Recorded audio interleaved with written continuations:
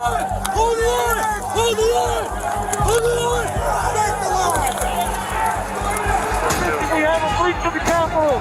Breach of the Capitol to the upper level! We can't hold this. We're gonna get too many people. Look at this women. We need to hold the doors of the Capitol! I need police support! We lost the line! We lost the line! LAPD, get back!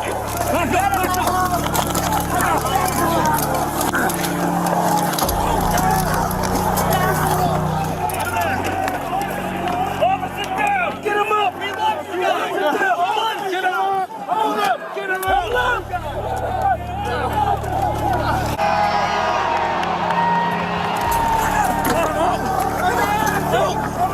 Locking down the Capitol complex. No one is allowed in or out. Now, just a few moments. The White House is just in shock. Many of them testified that they tried to get the president to take some sort of action to get the crowd to leave the Capitol. White House counsel Pat Cipollone was one of Trump's advisors urging action.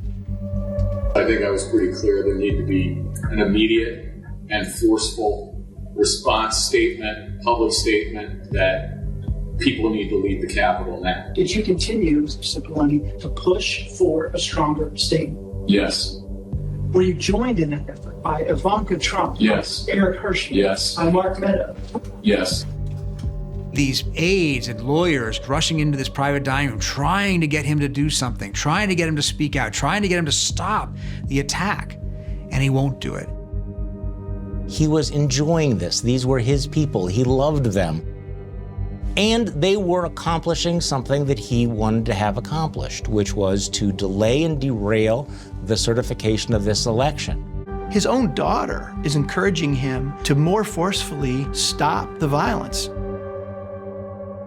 And the fact that he does not, for hours after being aware of the violence, tell people to go home, really, really powerful evidence of his intent.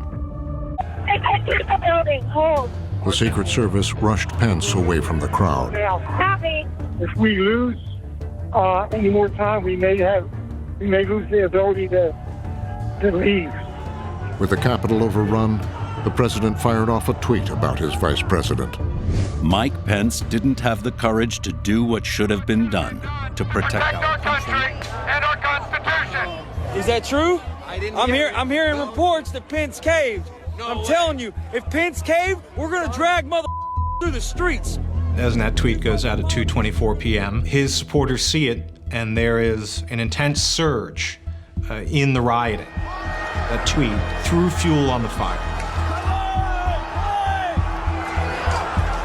Mike Pence has betrayed the United States of America.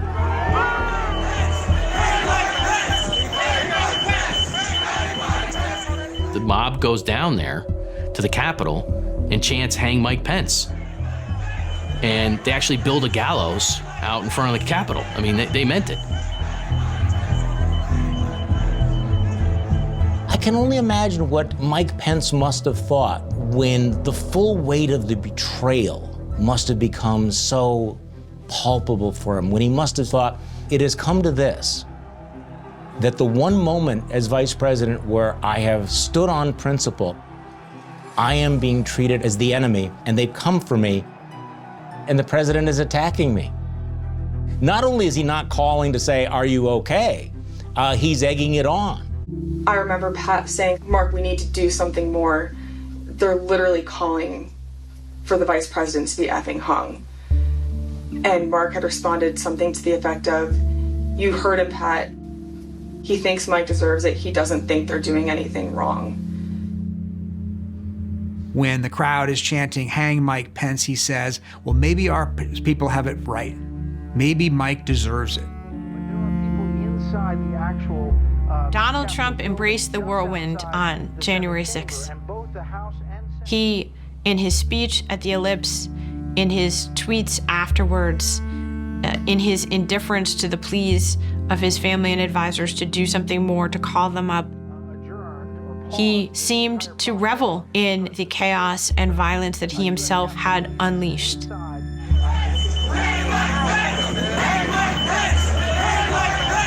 Copy.